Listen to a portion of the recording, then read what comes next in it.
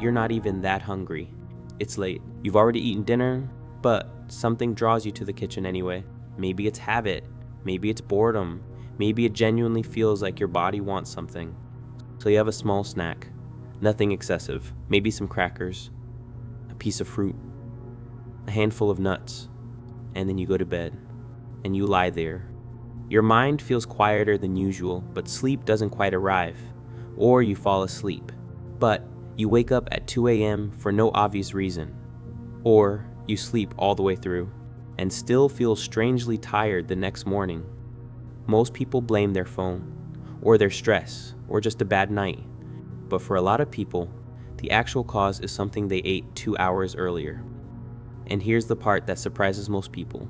It doesn't matter whether it was unhealthy.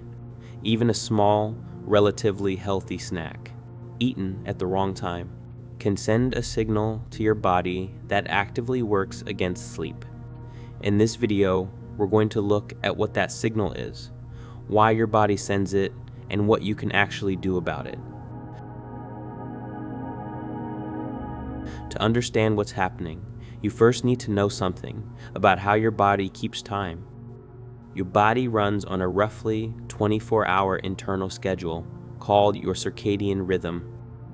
You've probably heard the term, but most people picture it as one thing, a single clock ticking away somewhere in the brain. It's actually more complicated than that. Your body has two clock systems.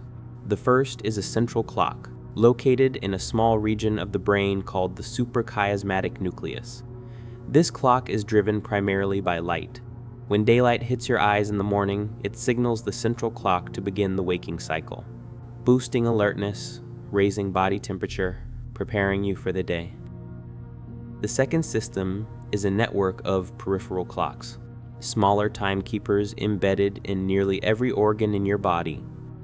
Your liver has one, your gut has one, your stomach, your pancreas, your intestines, all running on their own rhythms. And here's the key detail.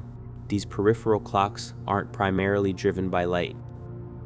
They're driven by when you eat, when your central brain clock says it's nighttime, and your gut clock says food just arrived. It must be daytime. Those two systems fall out of sync. Researchers call this circadian misalignment, and it turns out it has a surprisingly direct effect on how well you sleep. Here's where the biology gets interesting. As your bedtime approaches, your brain starts releasing melatonin, the hormone that signals to your body that it's time to wind down. Melatonin rises gradually through the evening, helping you feel drowsy, slowing your heart rate, lowering your core body temperature. But melatonin has a secondary effect that most people have never heard of. It reduces insulin responsiveness. Insulin is the hormone that helps your cells absorb glucose from your bloodstream after you eat. Under normal daytime conditions, you eat something, blood sugar rises, insulin is released, and the glucose gets processed. But at night, your body's insulin sensitivity is already lower than during the day. Your metabolism is naturally slowing down. And when melatonin enters the picture, it suppresses insulin further. So when you eat a late night snack, even something small, your body can't process the blood sugar as efficiently as it would at noon. The result is elevated blood sugar at night. And elevated blood sugar isn't a passive state. It's a state of metabolic activation. Your body is working when it was preparing to rest. A clinical trial found exactly this, that eating a late dinner after 10 p.m. induced what researchers called nocturnal glucose intolerance in healthy participants. Their blood sugar spiked higher and stayed elevated longer than it would have after the same meal eaten earlier in the day. Your body reads that elevation as a signal. Something is happening. This isn't time to sleep.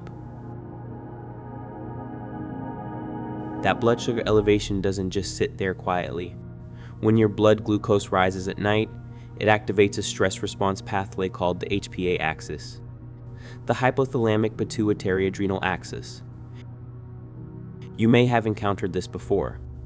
It's the same system that manages your fight or flight response. One of the hormones it releases is cortisol.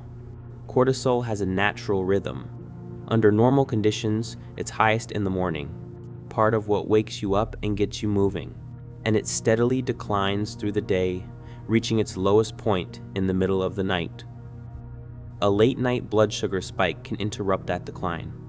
Cortisol nudges back upward, signaling wakefulness to the brain at exactly the moment your body is trying to move in the opposite direction. You may not feel it as anxiety or alertness. You might not feel much at all. But underneath, your nervous system has quietly shifted away from rest mode, and the effect doesn't stop at falling asleep. It reaches into the structure of sleep itself. Research on circadian misalignment, including from eating at the wrong time, has found that it disrupts the distribution of REM sleep, particularly in the second half of the night. REM sleep is the stage most closely associated with emotional processing and memory consolidation. It increases in the later hours of the night, meaning the disruption from a late snack can quietly undermine the most valuable part of your sleep cycle. This is why you can sleep for 7 or 8 hours after a late night snack and wake up feeling like you barely slept at all. Your body went through the motions, but it missed the part that matters most. There's a third mechanism at work, and it's more physical than the first two. Your digestive system runs on its own circadian schedule.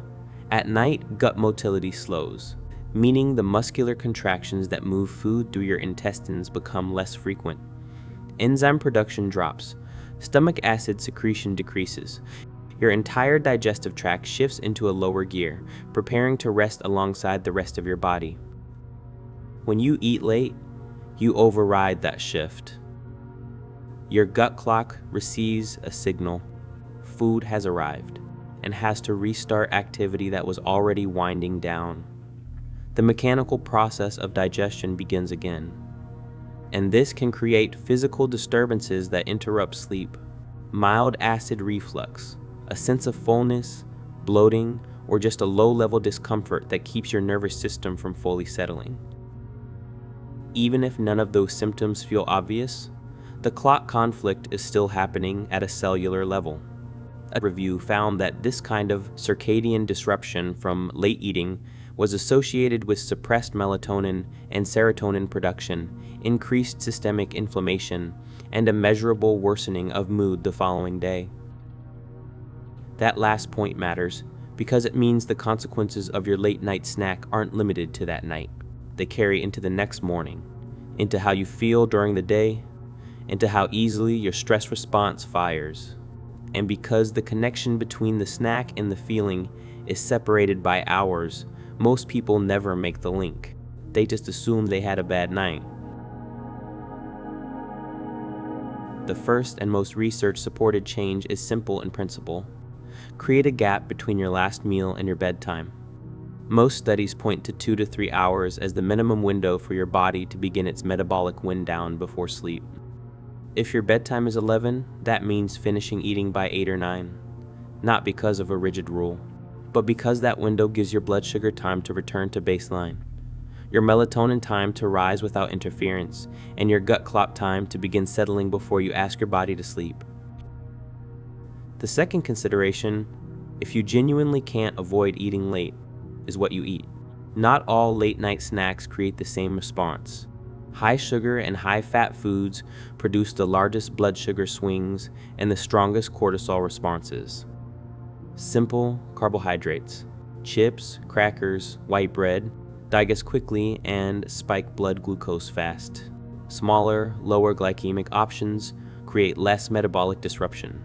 Foods that contain tryptophan, an amino acid that supports melatonin production, such as a small amount of nuts, dairy, or turkey, may actually work with your body's nighttime chemistry rather than against it. But the most important lever, according to the emerging research, isn't the specific food. It's the timing. The broader principle that researchers increasingly point to is called time-restricted eating, keeping your meals within a consistent window of 8 to 10 hours during the day. Not as a diet strategy, but as a way of keeping your central clock and your peripheral organ clocks running in sync. When your brain clock and your gut clock agree on what time it is, your body can wind down cleanly. The melatonin rises without interference. The cortisol follows its natural curve downward.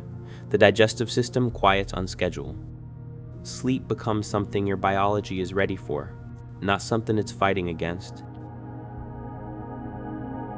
If you've ever had a night where sleep just wouldn't arrive and couldn't explain why, it might be worth looking at what you ate in the hours before. Your body has spent millions of years learning when to rest and when to digest. It isn't very good at doing both at the same time. And the small habit of eating a little earlier, not perfectly, not rigidly, just a little more in alignment with your biology, might be one of the quieter changes that makes a noticeable difference. One ordinary adjustment that your body was already built to respond to. If this video helped you understand your mind a little better, I'd really appreciate it if you left a like. It helps more people discover calm science. And if you'd like more calm, science-backed explanations about how the mind works, please subscribe to the channel. I'd also love to hear from you. Do you notice a difference in your sleep on nights when you eat late versus nights when you don't? Until next time, be kind to your mind.